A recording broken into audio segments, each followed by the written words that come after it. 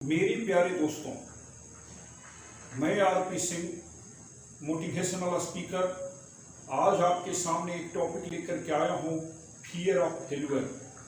आज हम देखते हैं कि जीवन के किसी भी दौर में व्यक्ति हो, चाहे वह स्टूडेंट हो, sportsman, corporate entrepreneur, sales person, कोई भी व्यक्ति हो, कभी न कभी जीवन में फियर ऑफ फेल्यूर के दौर से गुजरता है। तो मैं सबसे पहले चर्चा करूंगा कि फियर क्या होता है। फियर एक ऐसा काल्पनिक संभावना है जिस संभावनाओं में आप देखते हैं कि आप फेल हो रहे हैं, मतलब आप लड़खड़ा रहे हैं। तो अब मैं उस फियर को दो टाइप में विभक्त करता हूँ। फियर के दो टाइप हैं, एक है रेशनल फियर यानी रियल फियर, और दूसरा है इरेशनल फियर। रियल फियर का मतलब क्या है कि जैसे मैं रेल के ट्रैक पर जा रहा हूँ और हमें लग रहा है कि कोई रेल आएगा और मुझे धक्का मार देगा, तो वह हमारे दिमाग के लिए एक सही सूचना है, हम वहाँ से किनारे हट जाएं। जैसे मैं जंगल में जा रहा हूँ और लग रहा है कि सामने से कोई बाघ की आवाज़ हमें सुनाई दे रहा है और लग रहा है कि बाघ आ जाएगा, तो यह रियल फियर है। वहाँ हमें सावधान होने की ज़रूरत है और उस जगह को छोड़ देने की ज़रूरत है। तो हम अब आते हैं, हमारी जो असली डर होता है वह इरेशनल फियर का। इरेशनल फियर का मतलब क्या है कि जैसे हमने तैयारी किया, विद्यार्थी हूँ, साल भर पढ़ा और साल भर पढ़ने के बाद भी परीक्षा के समय लग रहा है कि क्या होगा, पास करेंगे या फेल करेंगे। स्पोर्ट्समैन हूँ और मुझे लग रहा है वर्षों की तपस्या, वर्षों का जो प्रैक्टिस है, वह प्रैक्टिस लग रहा है कि अब मुझे साथ देगा या नहीं देगा, आगे क्या होने वाला है। मैं कोई कॉरपोरेट एंटरप्रेन्योर हूँ और मुझे लग रहा है कि आगे क्या होगा, ऐसा न कि बिजनेस चलेगा या नहीं चलेगा। तो कोई सेल्स पर्सन है और वह लग रहा है कि मेरी बिक्री होगी या नहीं होगी। कोई बड़े कॉरपोरेट में वो बड़े ओहदे पर हैं, लग रहा है कि नौकरी बचेगी या नहीं बचेगी।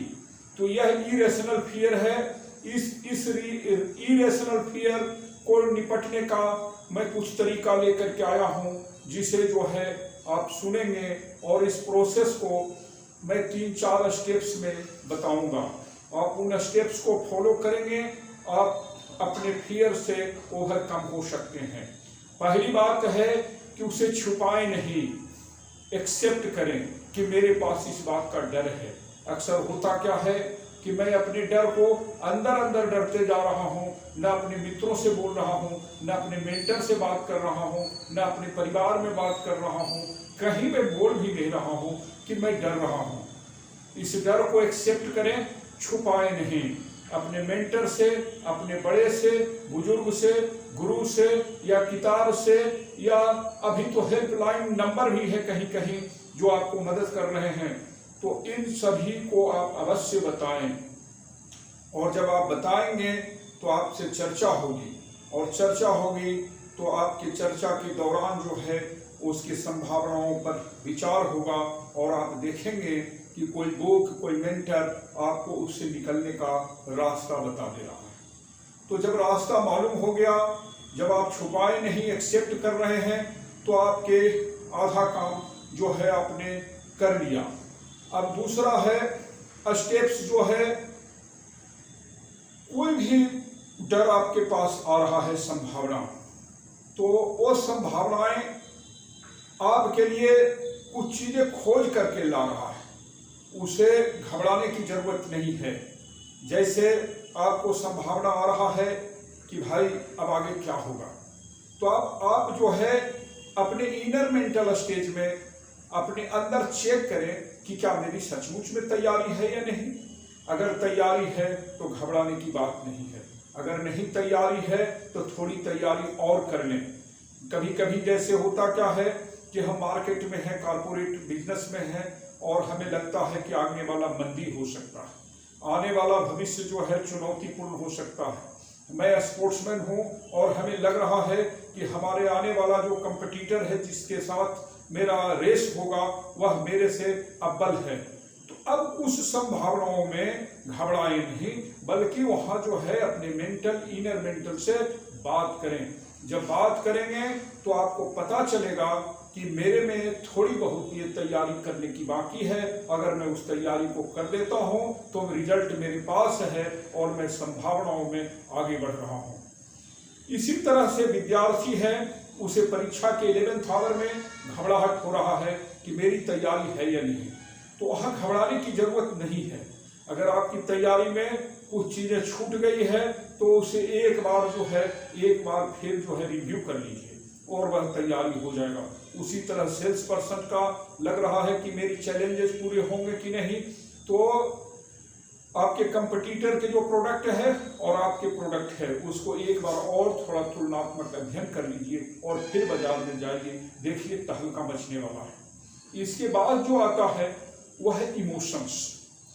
आप देखते होंगे कि जीवन में हमारे जितने भी चीजें हैं, सफलता हो असफलता हो, अच्छे हो बुरे हो, हर चीज किसी न किसी इमोशन से जुड़े होते हैं।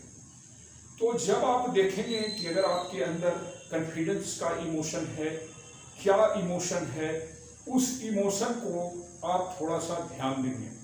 अब जैसे आप इमोशन को किस इमोशन के करने से आपका कॉन्फिडेंस लेवल बढ़ता है, तो इसके लिए एक सरल टेक्निक है कि आप विजुलाइज करें, अपने आंखें बंद करें, एक लंबी गहरी श्वास लें, कंधे सीधे रखें, रीढ़ की हड्डी सीधी रखें और अपनी आती जाती श्वासों पर ध्यान दें और महसूस करें कि आप 2-3 इमोशंस जो आपको अच्छा फील कराता हो, जैसे आपके कॉन्फिडेंस का इमोशन है, मोटिवेशन का इमोशन है, कौन सा इमोशन आपको इसमें मदद कर सकता है, उस इमोशन को विजुलाइज करें और महसूस करें कि जीवन में जब प्रीवियस दौर में आप ऐसे समस्याओं से रूबरू हुआ था तो किस तरह के इमोशंस जो है आपको इस फियर से ओवरकम करने में मदद मिला, और उस इमोशंस को विजुलाइज करें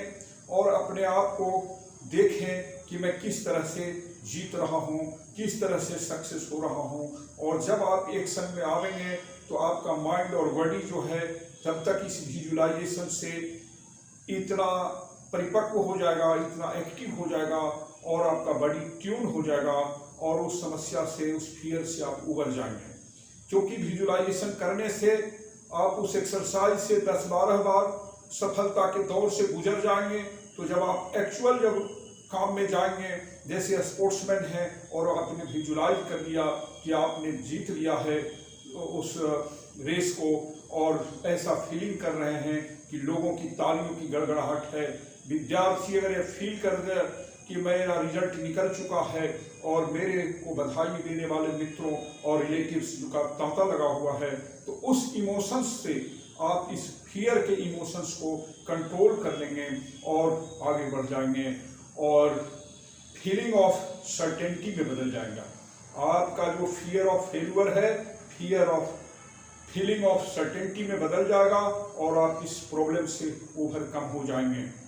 thank you very much. Stay happy and stay successful. आपको इस वीडियो में बताए गए टेक्निक अच्छा लगा तो इसे शेयर करें और इस पर कमेंट करें और सब्सक्राइब करें मेरे चैनल को, ताकि आपको इसी तरह का मोटिवेशन जो है रेगुलर वे में मिलता रहे। धन्यवाद। जय हो, जय हो, जय हो।